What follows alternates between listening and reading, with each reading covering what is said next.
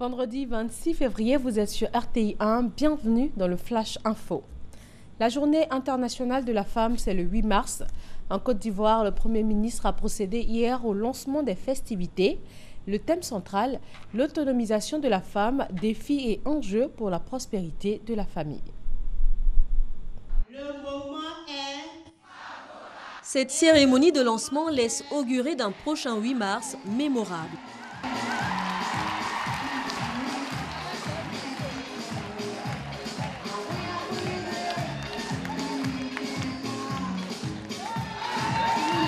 Le ton est donné. L'édition 2016 de la Journée internationale de la femme est ainsi lancée. Membres du gouvernement et Premier ministre, poètes ou mannequins d'un jour, tous mobilisés autour du thème « Autonomisation de la femme, défis et opportunités pour l'épanouissement de la famille ». Je vous vois, mesdames. Je vous sens tout aussi engagées, belles fleurs épanouies, courageuses, intelligentes et surtout déterminée. À cet égard, il me plaît de rappeler que le président de la République, son Excellence M. Alassane Ouattara, a régulièrement donné des signaux forts sur sa volonté marquée de promouvoir la femme et d'aider à son épanouissement. De même, il a clairement défini la promotion de la jeunesse et de la femme comme le 4e axe prioritaire de son action et du programme gouvernemental sur la période 2016-2020. Elle signe là sa première grande sortie officielle et pour Euphrasie Yao, la Journée internationale de la femme est une occasion exceptionnelle de magnifier la femme. Ce thème national permettra à notre pays de mener une réflexion profonde sur les stratégies à mettre en œuvre et surtout les actions à mener pour créer des conditions idoines pour la réalisation du potentiel des femmes.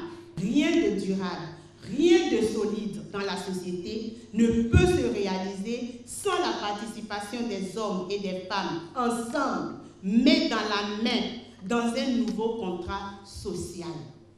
C'est pourquoi nous allons aller tout doucement et sûrement jusqu'à la parité 50-50, 50-50.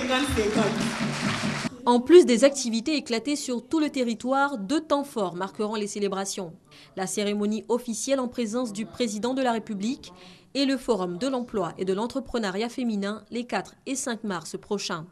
Thème du forum, le succès façon femme. Le moment est... Et ce moment c'est... Visite officielle du président turc Recep Tayyip Erdogan à Abidjan le 28 février prochain. Quel est le volume des échanges entre les deux pays? Quels sont les accords qui les lient? Et dans quel domaine? Les réponses dans le journal de 13h. La nouvelle présidente de la COP21, ministre française de l'Environnement, est arrivée à Abidjan depuis hier. Ségolène Royal doit travailler avec les autorités ivoiriennes sur le développement des énergies renouvelables en Afrique. Elle a animé hier avec le ministre de l'Environnement ivoirien un panel sur l'après-COP21, la mise en œuvre des résolutions de la conférence. Élection présidentielle au Niger, le président sortant Mahamadou Issoufou est en tête avec 46,66% sur les 3 954 000 suffrages dépouillés. Il se positionne devant 2 anciens premiers ministres, Amadou Hama avec 19,46% et Seyni Oumarou 12,12%. Ce sont les résultats partiels publiés par la CENI.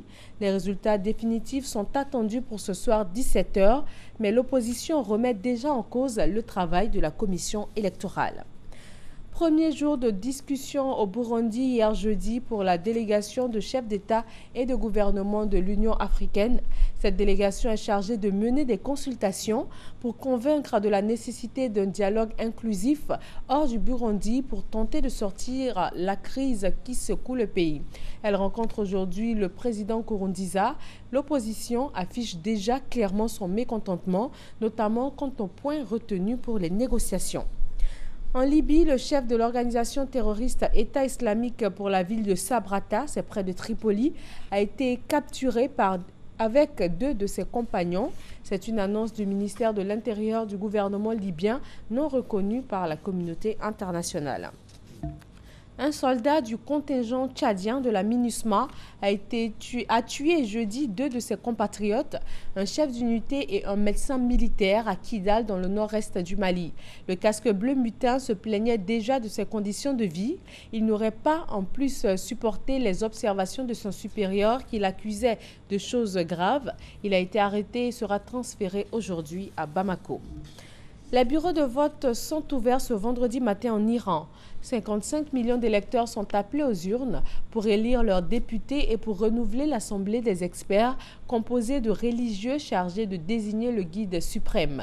L'enjeu pour les Iraniens comme pour le pouvoir, c'est de soutenir ou bien de rejeter la politique d'ouverture menée par le président Hassan Rouhani dans un contexte marqué par la levée des sanctions internationales. Merci de rester avec nous sur RTI 1. Très bon vendredi à tous.